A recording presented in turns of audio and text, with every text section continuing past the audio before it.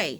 So I wanted to come on and make a little video about my quilted paper that you can use in your journals.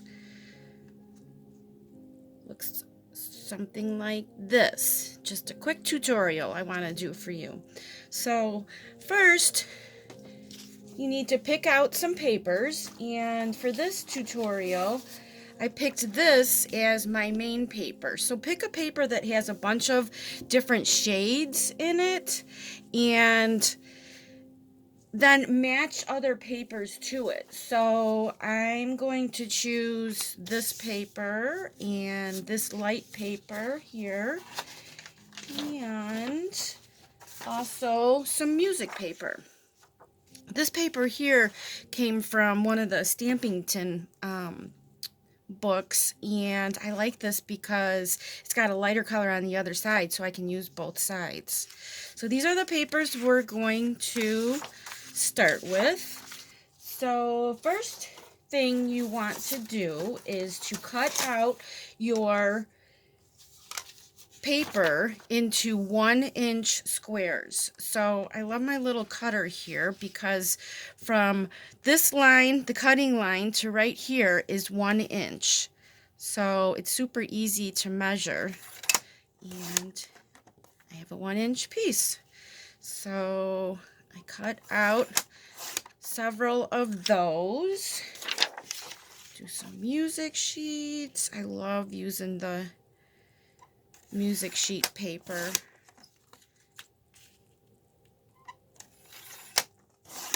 Okay, and then after that, I have a bunch cut over here already. You can take a few pieces at a time.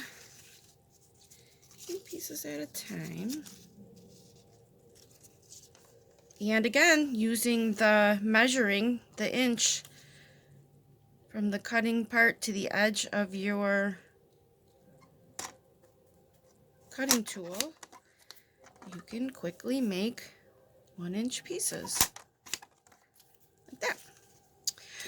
Alright, so we have that. I have several squares already cut out here. So our next step is to get some paper, and this paper is just what is this called? I'll think of it in a second.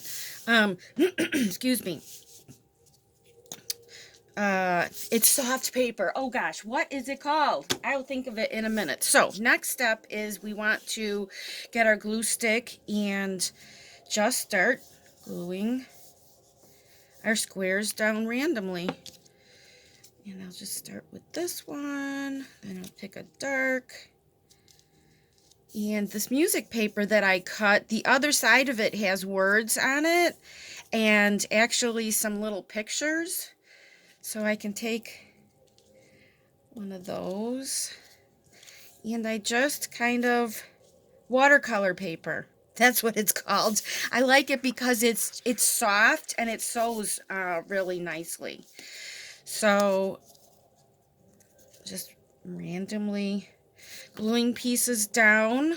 You don't have to be exactly perfect because when you sew it, it kind of hides the little bits of imperfection. Well, that one looks like I cut it a little too small. So I just keep gluing and gluing randomly. I'm like, okay, I don't want that one there, until I have something like this. The next step is to take it over to my sewing machine.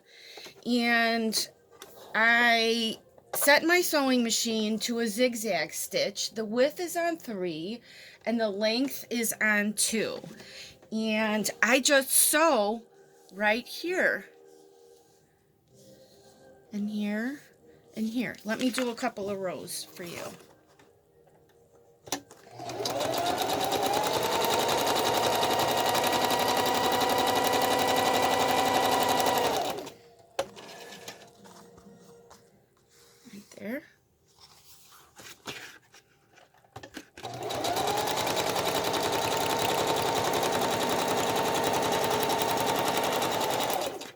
just love how this looks. And so I do all the lines and then I go back the other way.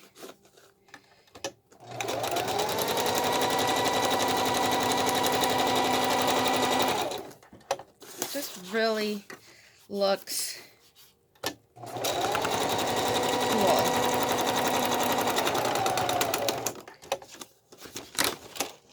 And there we have it. Nice. All right, so after you do that, oh, you might want to, this is my test sheet. Before you start sewing on your squares, use a piece of paper with your test sheet to make sure you like your zigzags. And once you got it all done, here's a sheet that I finished. You can trim all the little strings here. And another trick I have, some people don't like that you can see the needle holes here. So if you turn it over and take your scissors or your bone folder and just rub the back, and it covers up basically all of the needle holes. So here's a few things that I've made already. I've made this little I have a template, and then I cut out this little dress and put a ribbon around the waist. It turned out super cute. I made an apron. Really super cute little dress. All of these are for my recipe books that I just love to make. Here is another barbecue apron with some matching barbecue mitts. So cute! And you can just make whatever you like. You can make tags. That's what a lot of us like to make, is tags. So that's my tutorial. I hope you enjoyed it. Thanks for tuning in. Bye.